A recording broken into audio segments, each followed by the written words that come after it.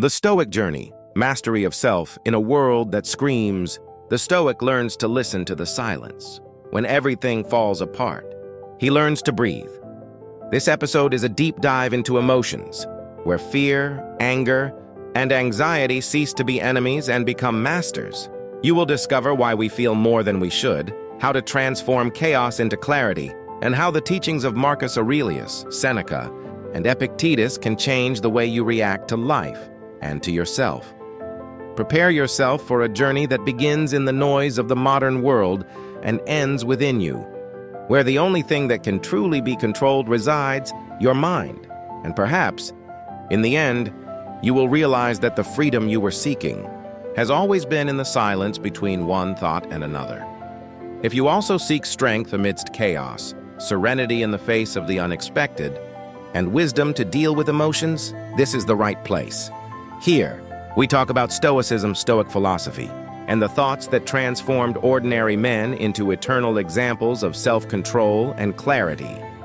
Subscribe to the channel and come walk with me on this journey of self-mastery and purpose. With each video, a new reflection, one more step toward a tranquil mind and a life guided by reason.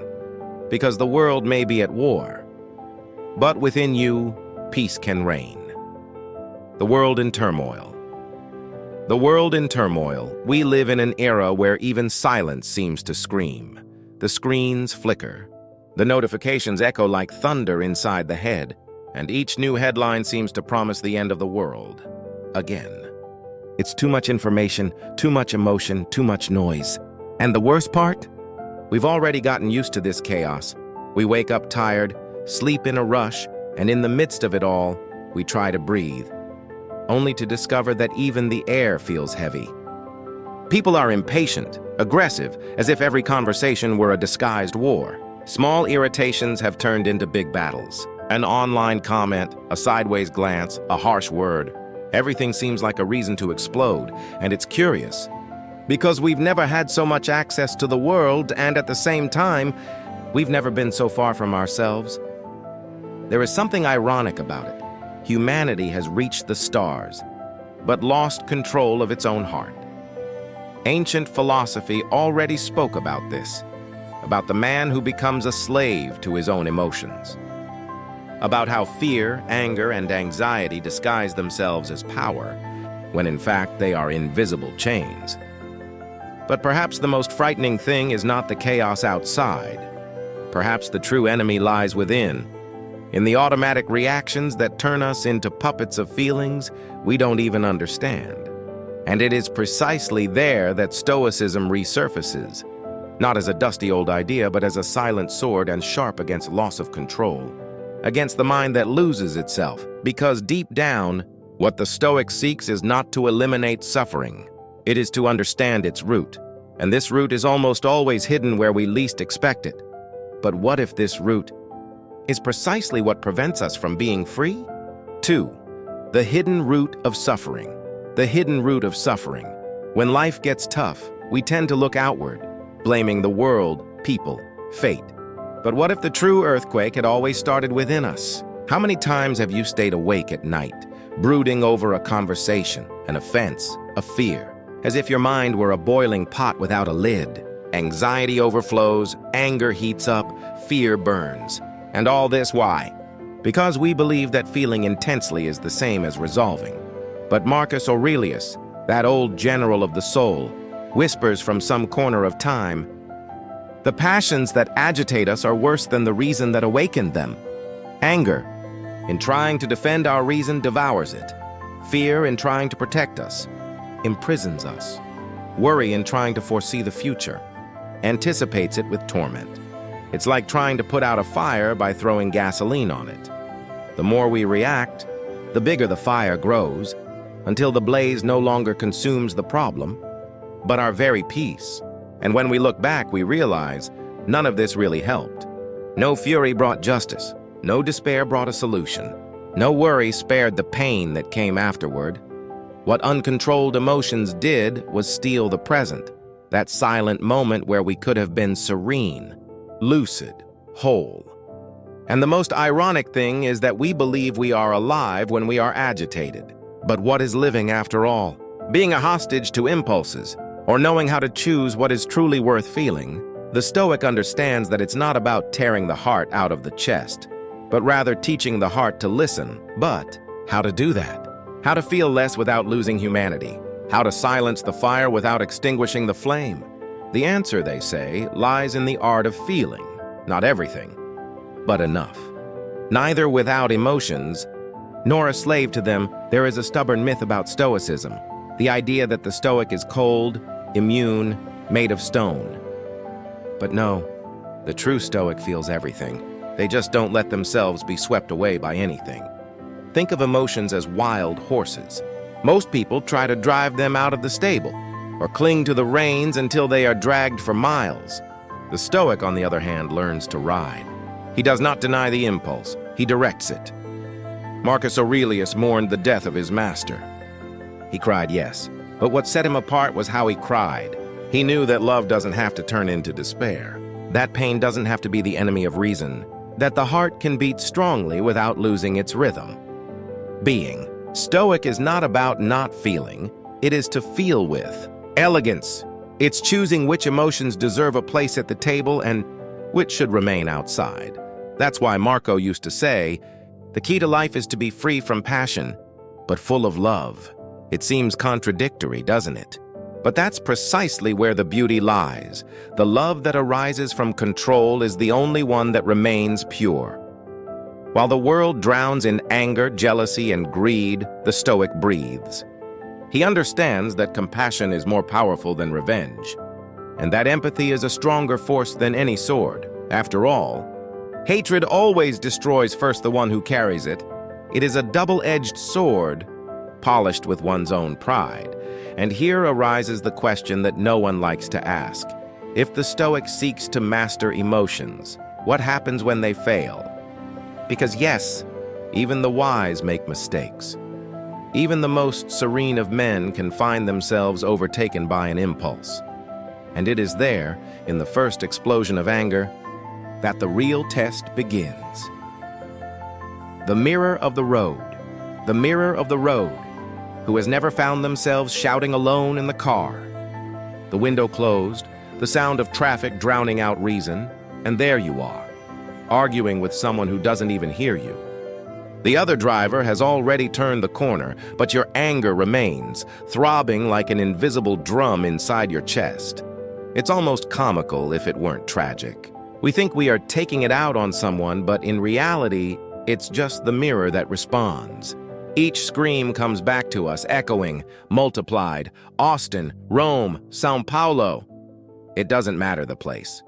The road has always been a testing ground for the spirit. Marcus Aurelius, if he lived today, might write his meditations in the passenger seat, stuck in traffic. He would say, the consequences of anger are always worse than the reason that provoked it. And how true that is. Anger is a spark that promises justice but delivers an inferno. It transforms the wisest into fools, the calmest into beasts, and in the end, the only one hurt is the heart itself. Seneca mocked this impulse when he said, "You wouldn't kick a donkey for kicking you." But that's exactly what we do. Someone offends us, and we react as if we want to strike back, even if it costs us our peace, our day, or even our dignity. And the curious thing is that the more power we have, the more dangerous anger becomes. A Roman emperor, blinded by rage, even pierced the eye of a secretary for a trivial mistake. And then, remorseful, he asked, "What can I give you to make up for this?" And the man replied with devastating simplicity, "My eye back. There are wounds that time does not mend, and the Stoic knows this. That's why he tries not to react, not out of weakness, but out of wisdom." But mastering anger is just the first step. There is something even deeper, something that lies behind all reactions, all impulses, all pains. After all, who is really responsible for what we feel? 5. The invisible domain. Once in a heated argument, I said, "You are annoying me." And I heard the most disarming response possible. "I can't annoy you." At the time, I confess it only increased my irritation, but later, I understood. Epictetus had already said 2 millennia earlier, if you feel offended, it is because you consented to be offended. The truth is that no one has the power to push the buttons of our heart unless we hand over the remote control. Notice, a criticism, a provocation, an injustice. All of these are just sounds in the air. What truly hurts is the story we tell about those sounds. It is the meaning we give, the wound we reopen, the pride that insists on defending itself. The world does not pity our explosions. It spins impassively, cold, indifferent. And while we waste energy on offenses and resentments, it just keeps going. So what is left for us? The mastery over what no one else can touch, our own reaction. Marcus Aurelius wrote to himself as if lighting a lantern in the darkness. The best revenge is not to be like the one who injured you. What a phrase! It's as if to say, the insult doesn't hit you, unless you bend down to pick it up. Stoic is not someone who does not feel pain. It is someone who decides what to do with it. He knows that an offense only becomes a wound when it finds an ego to bleed. But there is something even more subtle, something that challenges even the most disciplined. It's not enough to master emotions. You must learn to use those emotions, because sometimes the fire that destroys is the same one that can forge the sword. The fire that can warm. The fire that can warm. There are those who try to extinguish emotions as if blowing out a candle. But the Stoic knows extinguishing the fire is not the same as mastering the flames. Anger, for example, is a raw force of nature. It can destroy empires or move mountains. Everything depends on who holds the torch. The wise man does not suppress what he feels. He observes. He observes his own emotion as one watches a storm from the top of a mountain. He feels the wind, hears the thunder, but does not rush down into the flood. He knows that what is happening inside him is just the mood of the moment, and that the sky, deep down, remains the same. It's an almost supernatural exercise, this of seeing oneself from the outside, to perceive one's own thoughts as if they were someone else's, to hear one's own mind complain, judge, react, and yet remain standing, curious, impassive. Lucid. Miyamoto Musashi, the samurai who won more than 60 duels, said, "The true warrior first conquers himself, and then the enemy, because only those who understand their emotions can use them, like a musician who transforms the chaos of the world into melody." Sometimes, anger is the missing spark. In a competition, in a difficult decision, in a moment of injustice, it can be fuel. But if we let it take the wheel, it won't lead us to victory. It will crash us against the wall.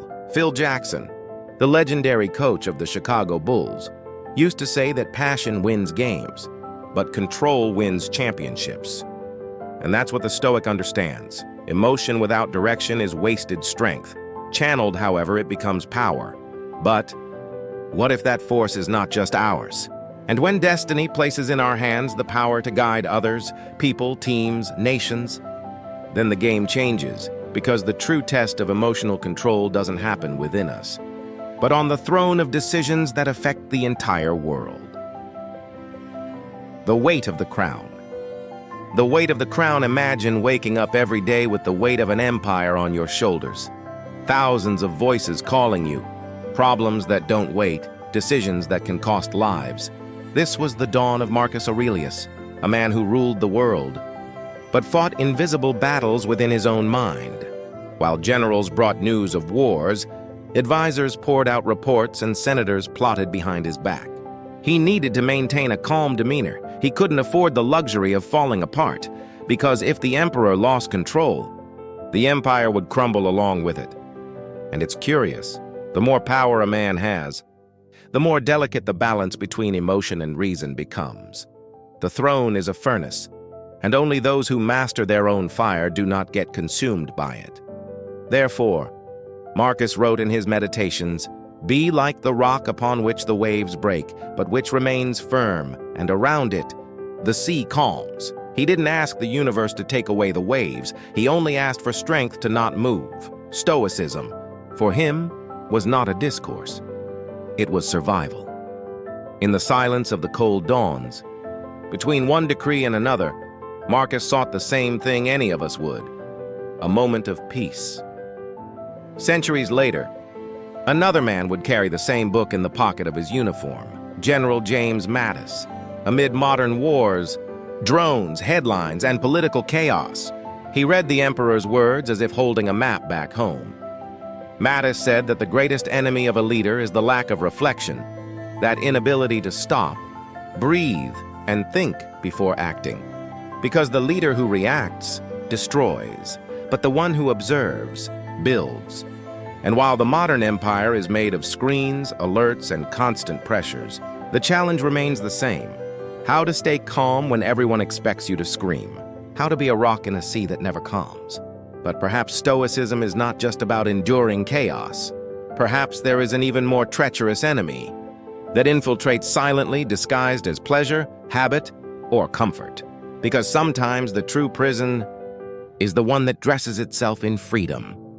If this message makes sense to you, leave a like and subscribe to the channel. Here we talk every week about Stoicism, philosophy, and the power of mastering your emotions. Take a deep breath.